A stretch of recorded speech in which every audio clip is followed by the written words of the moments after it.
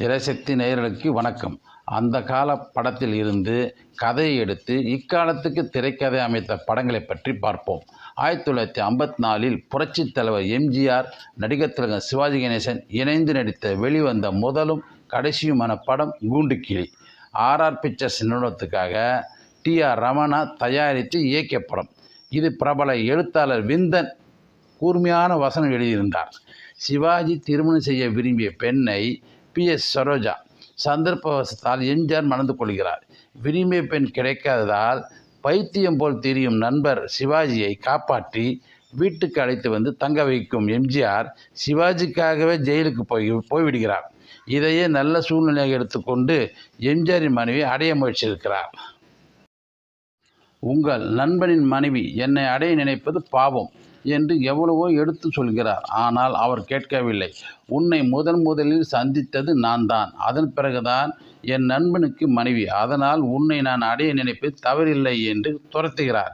இப்படி போகிறது கூண்டுக்கிளி படத்தின் கதை. டைரக்டர் களஞ்சியம் இயக்கத்தில் முரளி, பிரகாஷ்ராஜ் அண்ணன் தம்பிகளாக நடித்த படம் பூமணி. தேவயானி கதாநாயகியாக நடித்திருந்தார். அண்ணனுக்கு பார்த்த பெண்ணை தம்பி சந்தர்ப்ப சூழ்நிலையால் திருமணம் செய்து கொள்கிறார். வீட்டுக்கு மருமகளாக வந்த பெண்ணின் அழகு அண்ணனை தடுமாற வைக்கிறது. நான் உங்கள் தம்பியின் மனைவி என்று எவ்வளோ எடுத்து சொல்லியும் அவன் மறுத்து விடுகிறான். இப்படி போகிறது பூமணி படத்தின் கதை. 1999 இயக்குனர் எஸ்.ஏ. சூர்யா இயக்கத்தில் நடிகர் அஜித் இரு வேடங்களில் நடித்த வாலி படம் வெளிவந்தது. அண்ணன் முதலில் சந்தித்து விரும்பத் தொடங்கிய பெண்ணை சிம்ரன் தம்பி திருமணம் செய்து கொள்கிறான். அவளை வீட்டுக்கு அழைத்து வந்து அண்ணனுக்கு அறிமுகப்படுத்துகிறான்.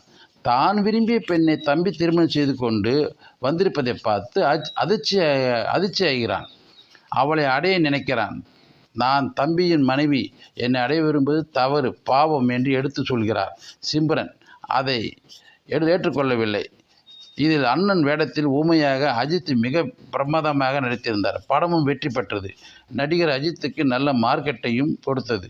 நிக் எஸ்.எஸ். சக்கரவர்த்தியின் படத்தை தயாரித்தார். கன்னி பருவத்திலேயே படமும் இந்த அடிப்படையில் தான் உருவாக்கப்பட்டது தான். சிவாஜி வேடத்தில் பாக்கியராஜும் எம்ஜிஆர் வேடத்தில் ராஜேஷும் நடித்தனர். இப்படி வாலி, பூமணி, கன்னி பருவத்திலேயே போன்ற பல கதைகள் தமிழ் திரையுலகில் சிறகடித்து பறப்பதற்கு தனது கூண்டை திறந்துவிட்டு வழியை காட்டியது இந்த கூண்டுக்கிளி. பழைய படங்களில் உள்ள கதைகளை வைத்து திரைக்கதையை மாற்றி அமைத்து வெற்றி கண்டனர். நன்றி. மீண்டும் சந்திப்போம்.